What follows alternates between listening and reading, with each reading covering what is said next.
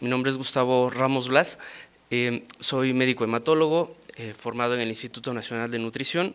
Actualmente estoy a cargo de la clínica de trombosis y hemostasia y la clínica de anemias en el Hospital de Especialidades del Centro Médico Nacional Siglo XXI.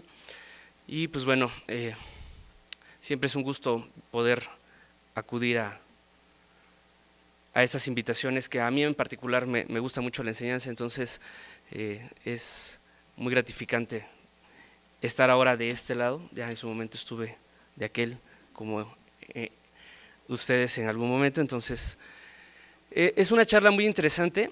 Intentaré hacerla lo más amigable posible. Los temas todos son muy interesantes, obviamente, pero la patología maligna hematológica tiene para muchos una parte muy atrayente, ¿no? Entonces vamos a empezar con un caso clínico que es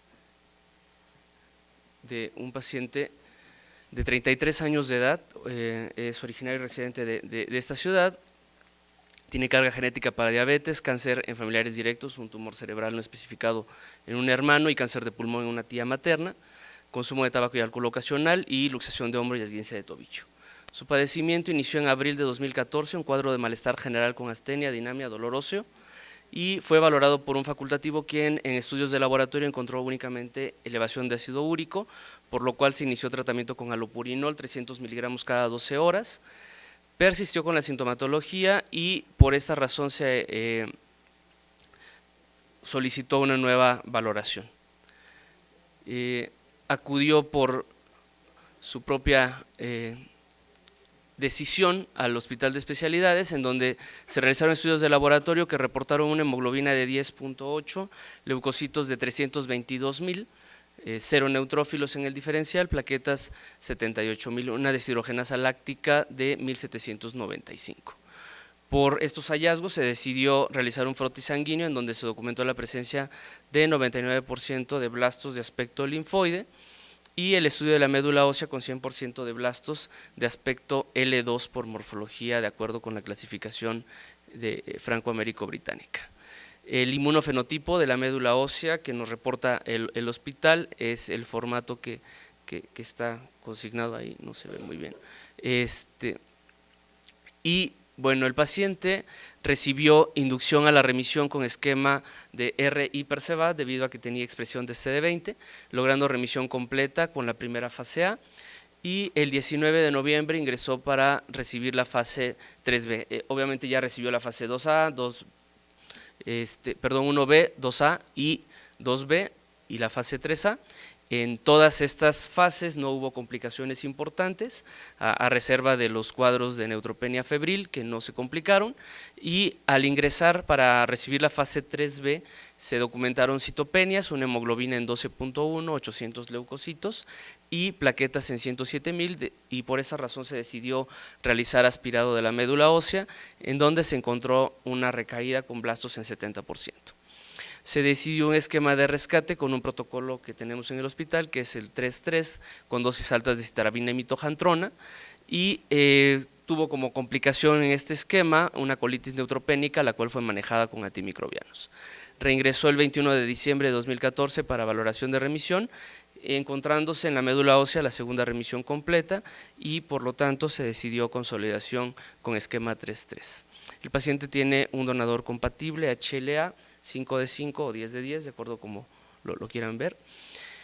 Y bueno, espero hayan tenido oportunidad de revisar el inmunofenotipo, pero las preguntas son, ¿cuál es el diagnóstico por inmunofenotipo para este paciente?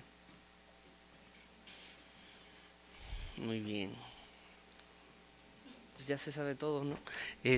Perfecto, pues como vieron, el inmunofenotipo expresaba una importante cantidad de CD10, entonces corresponde a una leucemia aguda linfoblástica pre-B común, ¿no? El antígeno CD10 es el que caracteriza a esta entidad. De lo que ustedes saben y de lo que está consignado en la historia clínica, ¿cuáles serían factores de riesgo desfavorable, en este caso alto, para este enfermo? La edad menor de 35 años, la cuenta de leucocitos al diagnóstico mayor de 30.000, el inmunofenotipo B o una respuesta rápida al tratamiento de inducción. Perfecto. Entonces, como vamos a ver en la charla, ¿sí? Para las leucemias linfoides de estirpe B, una cuenta leucocitaria mayor de 30.000 está catalogado como un factor de mal pronóstico. Y la última pregunta, ¿cuál sería el porcentaje de supervivencia libre de enfermedad esperado a 5 años para un paciente que tiene una leucemia linfoblástica de riesgo alto?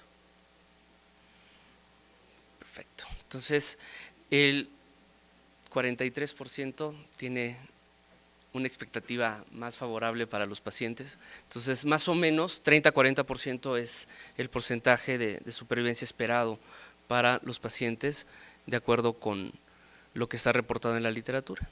Recordemos que la leucemia linfoblástica aguda es la neoplasia más común en niños. En adolescentes y adultos es raro encontrar esta entidad. Los avances que ha habido en el conocimiento de la enfermedad han llevado a alcanzar supervivencias globales en niños de hasta un 85%, se esperaría que fueran cada vez mayores. Sin embargo, en adultos el porcentaje de supervivencia sigue siendo muy bajo, con supervivencias no mayores del 45%. ¿Sí? Si nosotros vemos los aspectos desde el punto de vista epidemiológico, y lo correlacionamos con la diapositiva anterior, es mucho más frecuente encontrar la leucemia linfoblástica en población menor de 10 años. Existen 2 picos dentro de la población infantil, no voy a ahondar mucho en esto, pero sí es importante nada más recordar que hay algunos genes que están involucrados en la leucemia linfoblástica infantil, principalmente el gen MLL, que es el que le va a conferir un pronóstico muy desfavorable, sobre todo en aquellas leucemias que se presentan en menos de un año de edad. ¿Sí? En el resto de los grupos etarios nosotros vamos a encontrar una menor incidencia de la enfermedad, pero vamos a ir viendo que existen otras alteraciones citogenéticas que van a conferir un pronóstico más desfavorable. Los grupos extremos de la vida, menores de un año, mayores de 60 a 65 años, son los que siguen teniendo un peor pronóstico dentro de los grupos de edad. Y eso lo podemos ver en esta diapositiva, en donde vemos, hablando específicamente de población adulta, cómo los individuos entre 15 y 60 años han tenido mejoría en la supervivencia en los últimos años, ¿no? Tomando como referencia los años 80 versus 2000, pero la población mayor de 60 años sigue teniendo un pronóstico malo. ¿Sí? Esto probablemente tenga relación con mayores alteraciones genéticas o bien con alteraciones genéticas que tienen impacto en la supervivencia, como es la presencia de cromosoma Filadelfia u otros rearreglos moleculares.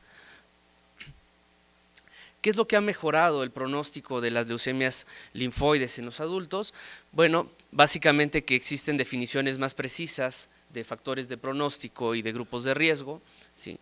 Hay mejoría en los esquemas de quimioterapia, ¿no? Se han ido implementando nuevos esquemas o bien se han ido agregando fármacos nuevos, ¿no? Como son los inhibidores de tirosincinasa o los anticuerpos monoclonales, el ejemplo clásico rituximab para la leucemia tipo Burkitt, ¿sí? O bien nuevos anticuerpos monoclonales que vamos a ver durante la sesión, ¿sí? Y que están relacionados con un mejor pronóstico o por lo menos con una mejoría en cuanto a la supervivencia de los pacientes, y algo importante que es la evaluación de la enfermedad mínima residual, que es algo que ha tomado peso en los últimos años y que hoy día está catalogado como un factor de pronóstico para la recurrencia de la leucemia linfoide.